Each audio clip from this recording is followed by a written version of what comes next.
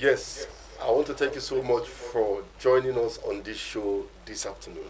Of course, you know my name as Emen Kerebu, the anchor of this show, and this show is Focal Point. I have in the studio this afternoon one of our prominent politicians in Abia State, a known name, a man that has been involved in governance in this state and has played his role in different level of governance in this state. I have with me a man that we've had other interviews, and those interviews have really gone viral, and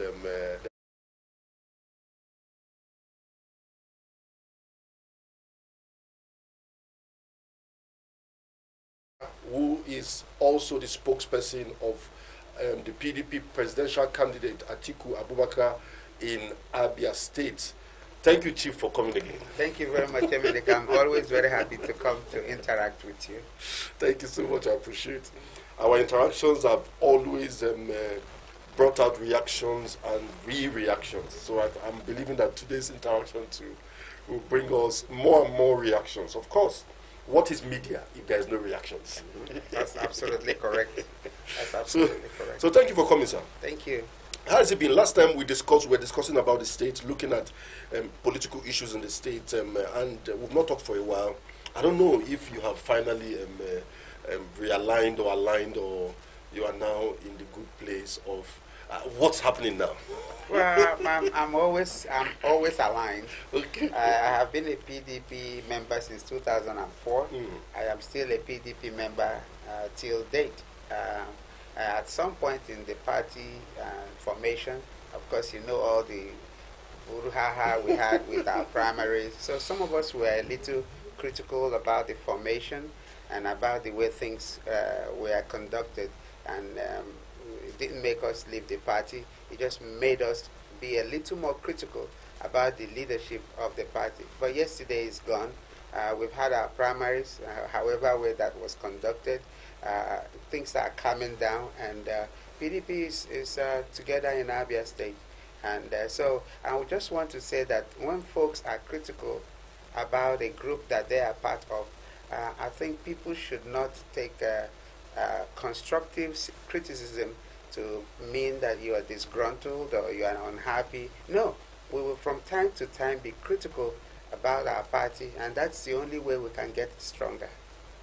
Okay, I want to believe that this staying put in the party is not the type of some of the governors who say they will stay put and make sure that those that have come to destroy the party are removed. This your staying put, is it for good or is it for the same kind of destructive movements? We are staying put. We are staying put to make the party better. PDP will be stronger going forward. Some of the problems that we have will be looked at very critically by well-meaning stakeholders with overall interest of getting our party even stronger here in Abia State. I have looked at all our competitors, the other parties. There is no stronger party than the PDP. PDP is a family affair. PDP looks over the affairs of the common man. I feel strongly that we're a better party than all of the other parties. So some of us, the more progressive elements of our party, are looking for ways to make our party a little more better for everybody. It's a party that should be looking for more people and not driving people away. And Kingsley Megwara is one of those who feels that we will be inside the party and build the party better for everybody. Yes, it's a very interesting one because democracy means that everybody must join hands together to make things work perfectly well for the party and to a large extent the country and the state. Now, your gubernatorial candidate in the state, Professor Uche Okonde, you know, last time you were still doubting. How are you now working with him? Is everything okay now? I am in PDP, and PDP have chosen our gubernatorial candidate. We have a compelling interest to work together. Okay, let's now move to, of course, as a spokesperson of Atiku Abubakar Campaign Organization in Abia State. Let us look at that area very well. Let's start from this. We have so many candidates who are vying for the presidential position of this country at the moment. Atiku is one of the top people in that particular race. We have others too. We have the All Progressive Congress presidential candidate Bola Ahmed Tinubu. We have the Labour Party and Peter Obi. We have Kwankwaso. These are the key people. Kwankwaso is of the NMPP. What stands your candidate out of all these other frontline candidates? Well, I want to say first and foremost, my candidate is very healthy. If he's good morning, if he tells you good morning, it's morning. If he says good night, it's night. It's very important that anybody vying for any elective position have to be mentally and physically ready. Atiku Abubakar is mentally and physically ready. That's one. And two, Atiku Abubakar had sat in the State Executive Council of this country, having served as Vice President for 8 solid years. And I have argued repeatedly that there were not 8 robotic years, it were 8 active years. And Atiku Abubakar is not your regular type vice president. He was an active one. And if you know of all of the innovations during the Obasanjo era, most of them were attributable to Atiku Abubakar. And all of the progress they made during that tenure, Atiku Abubakar was hands-on. The fact that he's been vice president of this country, he understands the problem of this country more than all of the other guys running. And that's the argument we are making. He is the only presidential candidate that will come on board from day one and begin to do the work of Mr. President. Everybody else is running to be president. Atiku Abubakar is running to be president and commander-in-chief. There is a distinction between just being Mr. President. He is running to be president and commander-in-chief. At no point, at no time in the history of our country do we need not just Mr. President, we need a commander-in-chief. Because a commander-in-chief makes sure that the security architecture of this country will be in place. Today, more than ever before, Nigerians are suffering. From Borno to any other part of this country, people are bleeding. We no longer sleep in this country with our 2 eyes closed. So we need somebody who will come on board as president and commander-in-chief, take charge of the security architecture of this country so we can be Nigeria once again. We are torn apart security-wise.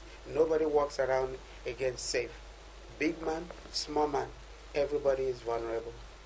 The bulk of the challenge we are having in Nigeria, including the insecurity, started from the tenure of Olusegun Obasanjo when your principal, the presidential candidate of the PDP, was the vice president then. And what is different? What is he going to bring in different? Being that these challenges started from that time. And again, he has this issue, though he has not been indicted, not been taken to court, but this issue of the toga of being corrupt one way or the other. How are you guys going to scale through all these issues, all these questions that people are asking? And there's another question again, that he always runs away out of his country after election. He goes back to Dubai.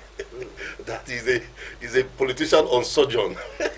How are you going to handle these issues? Well, Melike, we are all politicians, and politicians are full of everything, including myself, by the way. You make up stories, and to say that Atiku Abubakar runs away after every election is false. The man has a right to travel to any part of the country he wishes to go. Let me go back to what you say about the security situation when Atiku Abubakar was vice president. If the security situation then was 5% problematic, it is 85% problematic today. There's an upsurge in insecurity in this country. Whatever happened during their tenure is pale by comparison to what we see today. So nobody should make that assessment and say this thing started from the days of Obasanjo. The days of Obasanjo, all of us were sleeping. We go into deep sleep. In this era, nobody sleeps anymore, and that's the fact. The second one I want anybody to know is at no court in this country or anywhere in the world, no court, no criminal justice system in this country or anywhere in the world have any kind of indictment on Atiku Abubakar. What you see is social media pundits, and they can say all they want until any credible court comes down with any allegation concerning Atiku Abubakar. The rest is bubuyaya. What is very strong is Atiku Abubakar is a unifier. What is very strong is Atiku Abubakar is the most experienced of all the presidential candidates to be president and commander-in-chief from day one. What is very notable is Atiku Abubakar is the person that knows all of the problems of this country, having sat in the State Executive Council for 8 years. What is important is Atiku Abubakar is a true Nigerian. Atiku Abubakar comes into Abia State, you would think he's from Omonkitocha. Atiku Abubakar goes to Kwara State, you would think he's from Patigi. He is a unifier, and that's what is very strong for him. I will never come to your program and take a jab at the other presidential candidate. I come to your program to tell you about the strength that we see in Atiku Abubakar. And that strength will be amplified from day one when he becomes Mr. President. Okay, we're still in the studio with Chief Kingsley Megwara, the spokesperson of Atiku Abubakar Campaign Organization in Abia State. Yeah, we've been discussing a whole lot of things, and we're still here discussing. So, Chief, let's still look at another issue that's also very important. Atiku Abubakar is a part of the prominent politicians in Nigeria that brought about the emergence of our current president, Muhammadu Buhari. And the insecurity, of course, everybody have seen how the insecurity is. So would you exonerate Atiku Abubakar from it being that he was part of them? Why didn't he try to support the government? Why didn't he give his idea on how to resolve insecurity issues if he has all those ideas now? Okay, let me tell you, use this example. It's one thing to advise a governor, it's another, a special advisor, it's another thing for the governor to take your advice. I once served as deputy chairman of Umuahia North local government. It's one thing for me to walk into the office of the local government chairman and say, Mr. Chairman, sir, can we do this way and do this way or do this way? And once you leave that office, it's her decision to decide to whether to take your instruction or not. From day one, Atiku Abubakar, being a Nigerian who means well for Nigerians, have always advised the presidency. Yes, he was one of the people who believed in Buhari by the way he thinks. So what did he do? Give all of his advice. My friend, can we do this? So it's a distinction between advising and somebody taking your advice. What you will see with Atiku Abubakar as our Air Force 10, number one, is from day one, you will see the difference between mediocrity and quality leadership. Atiku Abubakar is bringing quality leadership to Nigerians, and you will begin to see the difference from day one. Okay, you used the word earlier on, the unifier. Of course, that's one word that your campaign this time around has used repeatedly to describe the person of Atiku Abubakar. But in your party at the moment, it does not look as unified as we expect from a unifier. So if a unifier is not able to unify a smaller party, you have the 5G governors, which includes the governor of your state, Dr. Okezi Bazo, as part of the 5G governor, Wike and other governors. He has not been able to unify them. How? What is the guarantee that he can unify Nigeria? And at the moment, Nigeria, of course, is an open state, is openly known that the country is deeply divided. How is he going to do that? Well, first of all, I want to say on your program that the 5G governors are playing very dangerous politics at this time. They understand the problems in this country today. Their agitations have been noted by Nigerians and by the party. I think it comes a time when you make an agitation and see the handwriting on the wall and you say, okay, my agitation is not as strong as the collective agitations of Nigerians. We have 220 million Nigerians today who are suffering. If you preach marginalization of the South-South or the Southeast, Kingsley Megwara agrees. If you say that all the service chiefs were from one side of the country, Chief Kingsley Megwara agrees. But to continue and persistently, because of individual ambitions, try to scuttle the overall interest of 230 million Nigerians, that is dangerous politics. We have always appealed to the G5 governors that say, your agitations have been taken into consideration. Please come. Let us pull together as a country. It is extremely important for us at this time in PDP to wrestle out powers from our brothers from the APC so that we can begin to rejig this country and begin to help the suffering men and women out there. the interest of the 5G governors, as they have called themselves, is not as important as the interest of the 230 million Nigerians who are depending on PDP to come on board and rejig this whole country all over. And so my appeal to them is there comes a time we stop. I think the time is now. But a lot of Nigerians also believe that what they are demanding for is legitimate, and what they are demanding for is something that the party can look into and look how to resolve it. They are saying that the party hierarchy, positions of the party, seems to be tweeted to one angle, and they are asking that the national chairman resign. That's their position. What's so difficult for the national chairman to resign at this moment, to make sure the party is unified, to move into this election? What benefit? What benefit will it serve my party at this time if our party chairman Ayu resigns today? Unification. Is that not valuable? Well, America, let me tell you, we are the cause of our own problems. As an older politician, I was here when Secondus was summarily dismissed from the party. There are elements today who are crying about marginalization, who were essential ingredients to the exit of Secondus. So let's not play politics with 230 million Nigerians. I said, Kingsley Megwara will always say, your agitations have been taken care of. Nigerians now know where you stand. Are you going to risk?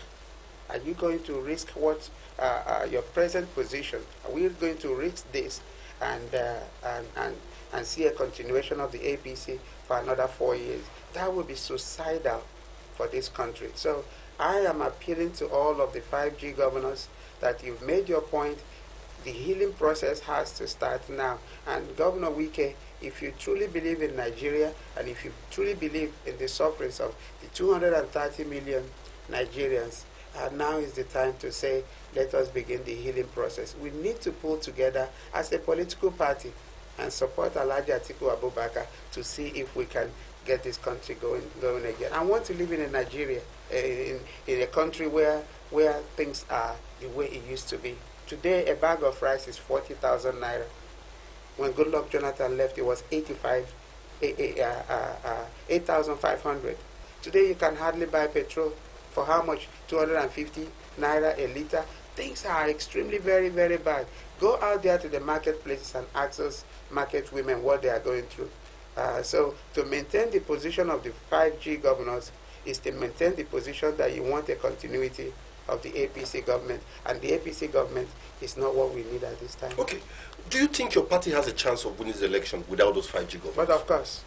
But of course, but it is in our interest to begin the healing process. But I can tell you that the numbers are adding up for Atiku Abubakar.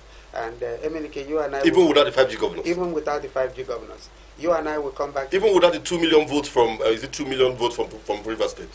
Correct.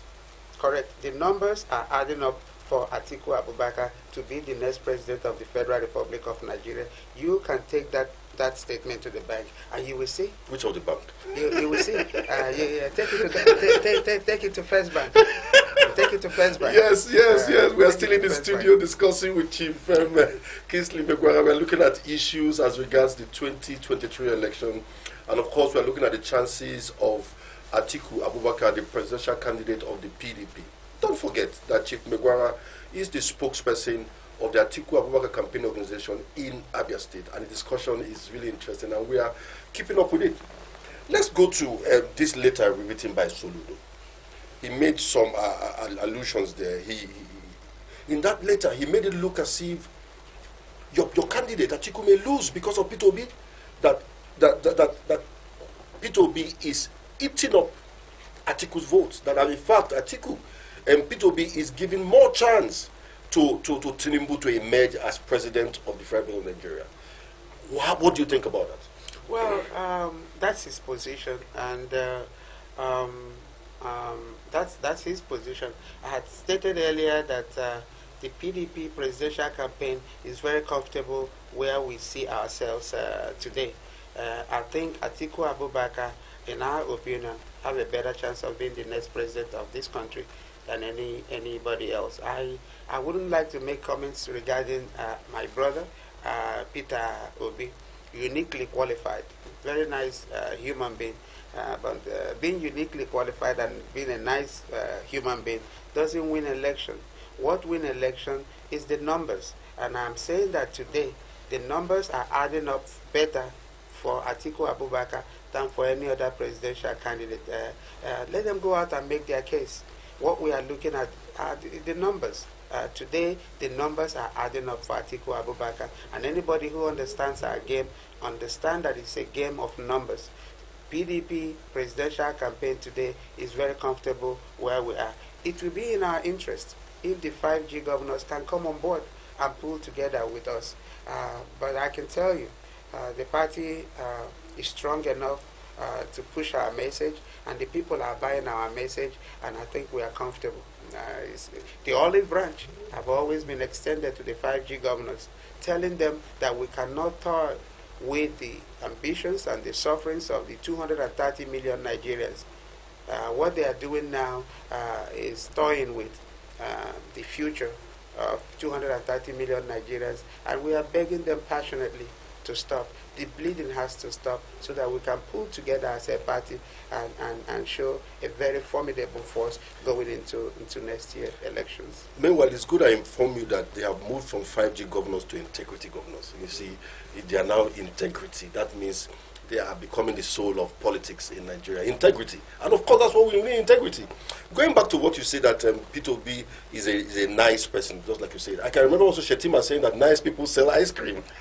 Well, I won't go as low as Peter Obi is a very nice, and he has shown that he's a good administrator. But I'm also saying that there's a distinction between being a governor of Anambra State, one state, and being president and commander-in-chief of the 36 states of the Federation. Okay, let us even look at that, because let's look at your chances. You've talked about you guys having very bright chances. You've talked about the numbers adding up in the favor of your campaign organization and your candidate. But Nigerians seems not to be seeing those numbers as you are alluding to it. Probably, politicians are very optimistic people, very highly optimistic. I think people usually have some dose of optimistic injection. I don't know. But look at the numbers. Most of your stronghold in terms of your party, where you have governors, are in the south. And APC has most of their governors in the north and have some of them in the south too. And your south at the moment, based on the numbers we are seeing and the dominance of P2B at the moment, we don't see you guys having a chance to win in the states in the south. So where are these numbers coming from? Or is there a abracadabra that we don't know about? We have very formidable candidates in this election. It's obvious, and I'd like to be very objective. P2B is going to do well in the southeast, and probably going to do well in the south-south. Asiwaju Tinubu will do well in the southwest. Take cumulatively the total vote of the southeast. What is the total vote in the southeast? What is the total vote in the south-south? Combine those two together, and let's move up to the north. Okay. So what comes from Kano or Kaduna dwarfs everything the three major states, Katsina, Kano, Kaduna. Those are areas that we are very, very, very competitive. I don't want to be in this program and tell you the analysis where we saw our path to victory. Because I wouldn't want our political friends to take to see where we are. But we've looked at it. Our brother will do well with the states here. Everybody is always strong in his hometown, so he's going to do. We are looking to be competitive in some of these states. We are looking to be competitive in Abia. We are looking to be competitive in Imo, Anambra, and in all of the southeast states. We know the numbers we are looking from this area. We know where our numbers lie, and you will come to see what I have told you. Atiku Abubakar is poised to be the next president of the Federal Republic of Nigeria. And by the way, you can't compare Atiku Abubakar and Asiwaju Tinubu. I told you, if Atiku Abubakar say good morning, believe it's morning. If he says good night, believes it's good night. The same truth as well. If Asiwaju tells me good morning, I might open my curtain and know if it's morning. And I don't. Are you saying that Asiwaju lies? No, I'm not saying he lies. I'm just saying that I don't know if he is physically and mentally ready to lead 230 million Nigerians at this time. My kind of, after spending 30 years of my life in America, I like to be very clean when it comes to marketing my candidate, and I don't like to be very derogatory to the opponents. So what you say, Nigerian who means well for Nigeria, it's just that he doesn't know how to get there. And so Papa and so P2B, they are all Nigerians with their individual merits. What is at stake is somebody who is going to come on board and bring us together. Somebody who is going to come on board and understand the economic implications of opening up our borders. Some who is going to come on board, who is talking about restructuring, which is the backdrop of all of our political problems in this country. Those are the kinds of things that Atiku Abubakar have outlined.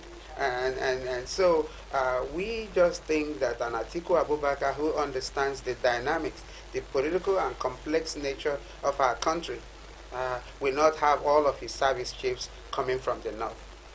You will see a rainbow coalition in an Atiku administration, and that is the strength of the man. You can't take that away from him. He's a good mixer. He is one that understands that we have to open up our borders. We have to make sure that the prices of food are dropping. And so if you look at all of what Atiku Abubakar have articulated, shrinking government, so that the expenditures that are flying everywhere from the National Assembly, it will be a better management of the resources of the people. There will be prudent management in an Atiku administration. Okay. The man has something to offer, and Nigerians will see it very soon. Okay, you've talked about this voting pattern. You've talked about Asiwaju probably going to do well in the southwest, and Correct. Peter will be going to do well in the southeast, and also probably in the south. You've also talked about that. And are you alluding to the statement that Atiku made during the interaction with some northern elites, where he said that the North needs a northerner like him? Are you saying that the North are going to vote Atiku because he's a northerner? By the way, he was misquoted in that statement. If you know Atiku Abubakar, it's like me going to my little village of Umwekule, and I say Umwekule unu need unu, because I made them understand the problem in Umwekule. That was the analysis, and that was what he was trying to push. But political actors quickly said the North must have it. No, he did not say that. And I have used the analogy that I came to Abia and said, Abia, I'm a problem unu vote onwa unu. I better understand the problems of Abia than anybody else who is running. And that's a legitimate statement again. So if you know Atiku Abubakar, you will know he's not a separatist. If you know Atiku Abubakar, he's just a jolly good fellow with this. And this is what we need right now to get this country working again. So the North are going to vote for him, just like you just alluded to. The South is voting for Peter because their son. So that means we'll be expecting the North voting for Atiku because it's their son. Considering that APC has most of their governors in the North, do you think that's visible? In Kano, we have a Ganduje, who is the governor of Kano State, who is from APC. In Katsina, we have El Rufai, who is in Kaduna, who is an APC. We have in Katsina, we have APC. We have so many APC. How? And then Buhari, though is not on the ballot, but he's supporting Tinubu fully. What are you going to do? Did you say he's supporting Tinubu fully? He's the chairman of the campaign council of Tinubu Campaign Organization. Okay. So let's assume, of course. MNK, you are going to see a lot of surprises in the 2023 election. Take that prediction from me very seriously. The northern elites, whether anybody believes it or not, are more politically sophisticated than those of us from this side of the aisle. They know the distinction. They know the differences between Atiku Abubakar and Bola Tinubu. Northern elites are very, very smart people, and you are going to see how the numbers will roll. Yes, they have Alhaji Shetima as his vice, but they are not looking for a vice president. They are looking for a president, and they will believe in Alhaji Atiku Abubakar more than they will believe in Asiwaju. Okay, let's a little bit dwell on that discussion. We have, people have said that one of the issues we have in Nigeria is the voting patterns, which are usually based on tribe and religion. When do you see us going above this pattern, voting people just because they have what it takes to lead this country?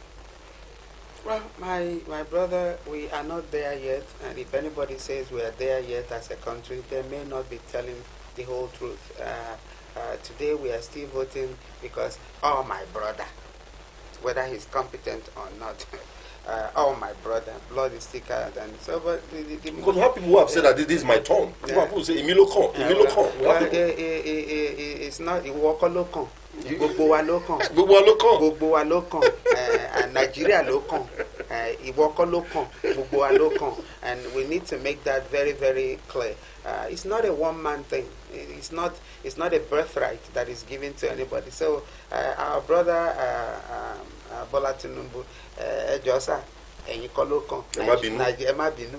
Nigeria ló kàn. Nigeria ló kàn. Okay.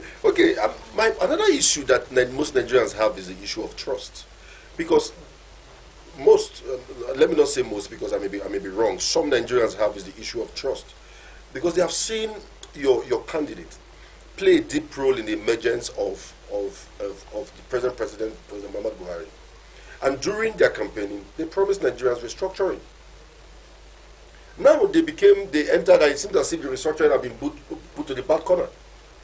How can Nigerians still trust your candidate when it's coming again with that issue of restructuring, which of course is very dear to some part of this country? And we know that most Northerners do not really appreciate this restructuring, probably in the sense of the restructuring or the way other people are describing restructuring.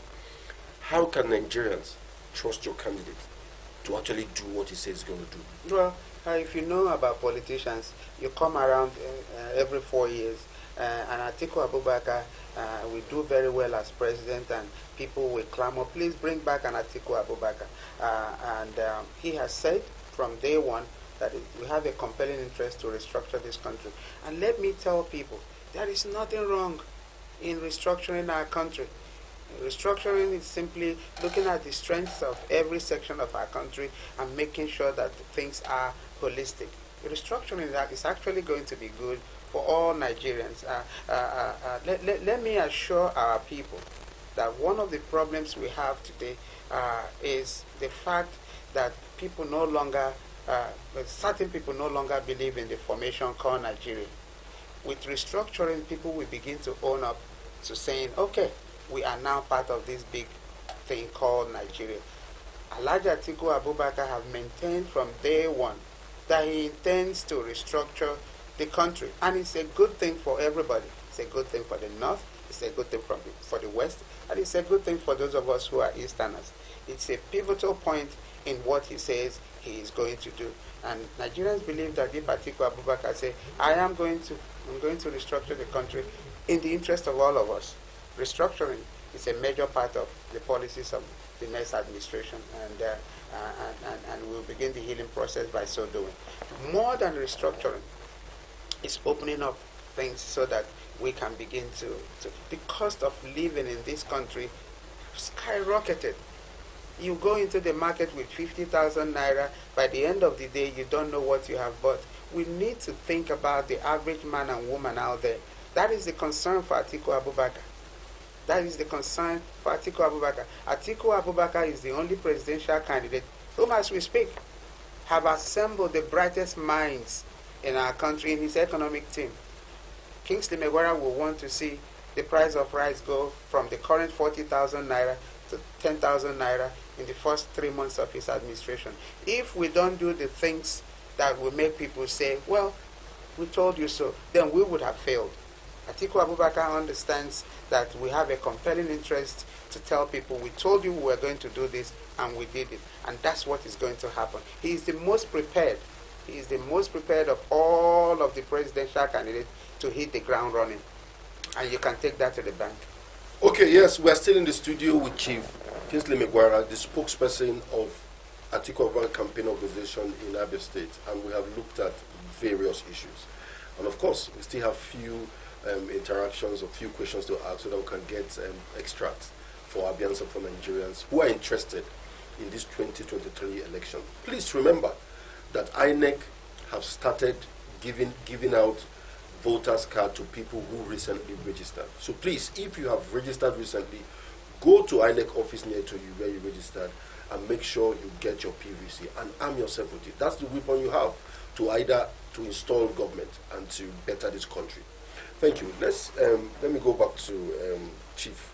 Chief, coming back to Abia State, how have you guys been managing? Of course, you know that the governor is in 5G or the integrity group. Your campaign organization, Atiku Abubakar Campaign, it's also on its own. And Ikonne, Uche Ikonne, his campaign organization is also on one side. How do you guys, because of course, the Uche Ikonne campaign organization should be loyal to the governor who is in 5G. How do you guys manage this transaction, these political activities? You are campaigning for Atiku, and the president and the government may not be campaigning for Atiku. Are you not going against the wish of the governor? Well, I wish you have Chief Charles Obene come to your program to tell you how he's been able to manage the Atiku Campaign Organization here in Abia State. Chief Charles Obene, along several others, that I may not feel comfortable to tell you, the Atiku friends in Abia, they've been doing a very marvelous job. Uzo Ihunka, Chief Omerigwe, they have all been working together to make sure that Atiku's message resonates here. This same Chief Omerigwe that they've been having some loggerhead with the Ikonne Campaign Organization. He's a member of PDP. He's a true son of Abia State. So we've been pulling together. If you come to the campaign office under the leadership of Chief Charles Obene, you'll be very impressed with the 17 local government coordinators working overnight for Atiku Abubakar, with over 156 pro-groups currently registered in our office. You come to our office in Azikiwe and you see activities going on there for Atiku Abubakar. So we are very committed, we are very focused to help Atiku Abubakar reach what is our objective in our Abia State. In our meetings, we have an objective and we have a target for Atiku Abubakar in Abia State. And I can happily tell you today that we will meet our objective and we will meet our target. No hostility, because unlike other states, we have River State and where some people who are campaigning for Atiku have been alleging that there have been hostility in the environment against them. Because the 5G, are you guys not being attacked or no hostility at all? There have no hostility so far in Abia State. I walk into my office in the Atiku office every day, and Kingsley Megwara walks around without any security. Your billboards have not been brought down? No, we haven't seen any hostility. And you can't see any hostility against Atiku Abubakar because he's a PDP governor in Abia State. And I don't think in any way, shape or form that Prof. Ikonne is against Atiku Abubakar. I do not think so. I do think that our current governor will have to make the assessment at the appropriate time about his involvement with the 5G governance. I'm afraid that involvement may personally affect his own chances to go to the Senate. So that's for him to review. What we are doing in Abia State. Why would it affect the Senate? Again, it comes to a time when you review things and say, okay, why am I involved in this? Are the elders of Abia State following me on this trajectory? What should be the outcome of this? He will have to make that individual assessment for himself. Governor Wike is a true Nigerian, and I have said he has made his point. The 5G governors have made their point. But the 230 million Nigerians are saying, okay, are your points, the points you have made, reasonable points, by the way, can we risk allowing APC for another 4 years? We are appealing to the 5G governors that are members of our party. None of them, by the way, have pulled out. I've not had any one of them made any direct derogatory attack against Alhaji Atiku Abubakar. I have not had any one of them. made any direct derogatory attack against Alhaji Atiku Abubakar. The things that they are concerned about are in the internal mechanisms and how we relate in our party. The things that they are concerned about is, with our party chairman. And again, it's time to begin the healing process. We have more at stake.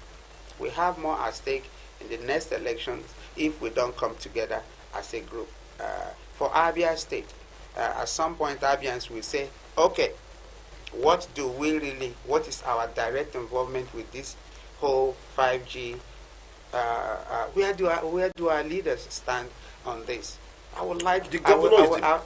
The governor is a political head of the PDP in Abia State. Does he need other elders or leaders to join him when he has taken a decision of being part of the 5G? The governor is... The other leaders should just file behind. It's not true. This is Abia State, and Abia State is a very unique state. In a state where you have Senator T.A. Oji, in a state where you have Chief Onyem Mugochukwu, in a state where you have Chief Adolphus Nwabara, we have very, very credible leaders before the arrival of the governors. It's important for my friend, the governor, to also sound out the leaders before him, because tomorrow he too will be another leader that needed to be consulted. I am only saying that we need to have a holistic approach going into the positions of the 5G governors. At what point are consultations going around among the Abia leadership as it concerns the collective interest of all Abians? And I just want to advise that our governor take a second look at that. Governor Prosikone do not have a problem with Alhaji Atiku Abubakar, to the best of my knowledge, and we will be moving forward. What is important is for every movement that the governor is making in our interest to make sure that we are fully consulted. We, not Kingsley Megwara, but the leaders before him. Okay, you've made a statement, which I'm still trying to get a clarification and insight into it. You said he's aligning with the 5G governors can actually cost him his political aspiration in 2023. How? Is it that the people maybe are upset against him for being part of the 5G, or why will it affect him? Well, let me rephrase that. I would think that if I am in his shoes, I will sit back and re-examine, go back into the political theater and re-examine my associate. He's running for office. Yeah, there's a distinction between himself and Governor Wike, who is not running for anything. So he has to be very, very careful on how he dangles the carrot. And that's his decision to make. My job in your program is to tell people about Atiku Abubakar and how we think he will be the most effective governors, most effective president among all of the governors who are running against among all the other presidents, yes, the other candidates. So you're just trying to make us understand that the Atiku campaign organization in Abia is working in harmony with the Ikonde campaign organization. We don't have Chief Charles Obwania, who is leading Atiku campaign organization here in Abia. He's doing an excellent job. Recall that he did it 4 years ago. He was also the coordinator 4 years ago. He's an old hand in the business, so he understands what has to be done, and that's what we are doing. This election is a very unique election. This election, the 2023 election, is an election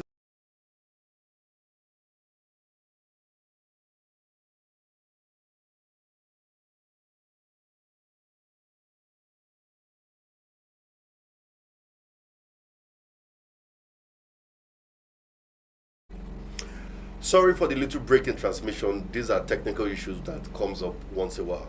But still in the studio, I have with me the spokesperson of the Atiku Abubakar Campaign Organization in Abia State, the person of Chief Kingsley Megwara. And of course, I remain Emenike Irebu. And we are rounding up the discussion. So please, just stay hooked, because this rounding up may be very interesting and more than what we've been doing all this while. So Chief, let me still extract from you. The Atiku Abubakar Campaign Organization and the Professor Uche Okonde Campaign Organization in Abia State, are they working seamlessly? Are they together? Because what we are hearing in the grapevine may not be, it does not sound as though things are working out well.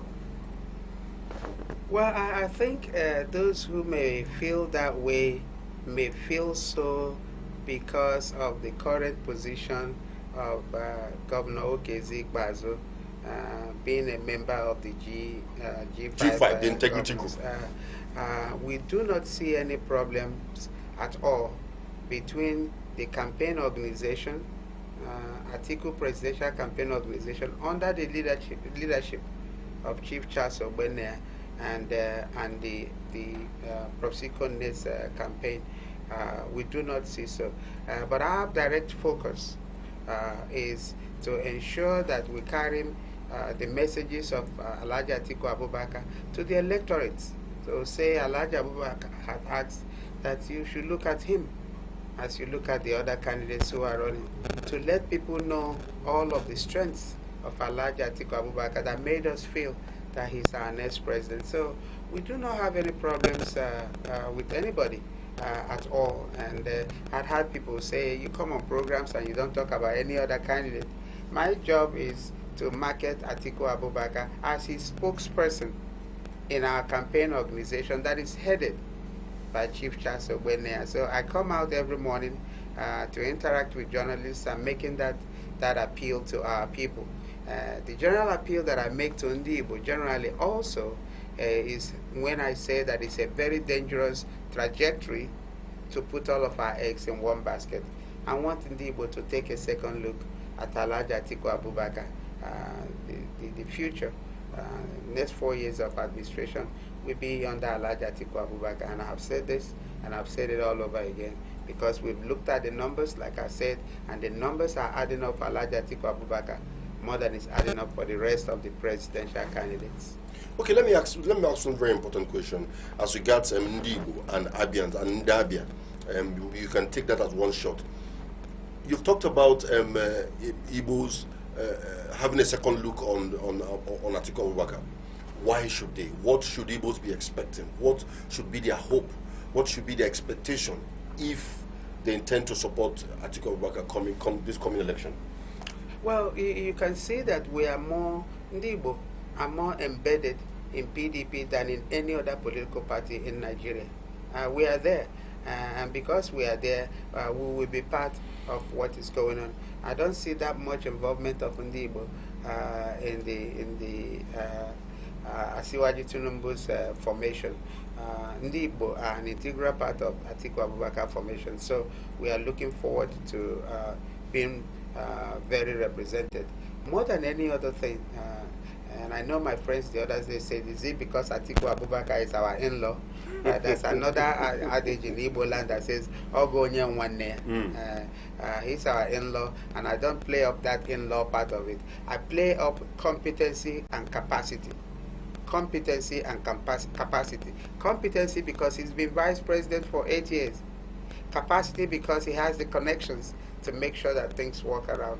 As a businessman, nobody can take away the fact that Atiku Abubakar has done extremely very well. Has done very, very well, and we just think that he has something that others don't have. Can you compare Atiku Abubakar and Asiwaju Tinubu?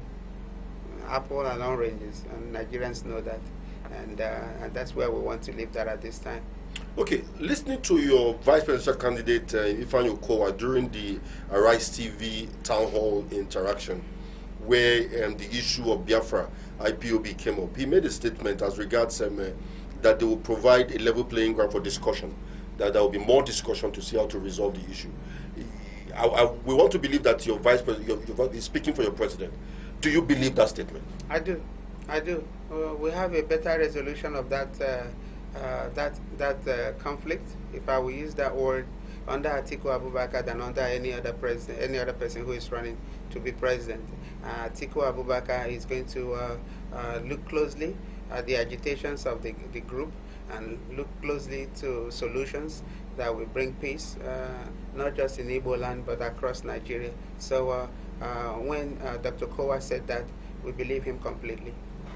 Okay, coming down to Abia State, of course, just like we have the presidential election that is kicking off that will hold in February 2023, we also are expecting to have the governorship election that will hold in March 2023 also.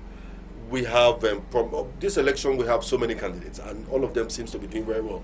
We have the ABGA candidate, Professor Greg Ibe. We have the PDP candidate, Professor Icho Ikonne.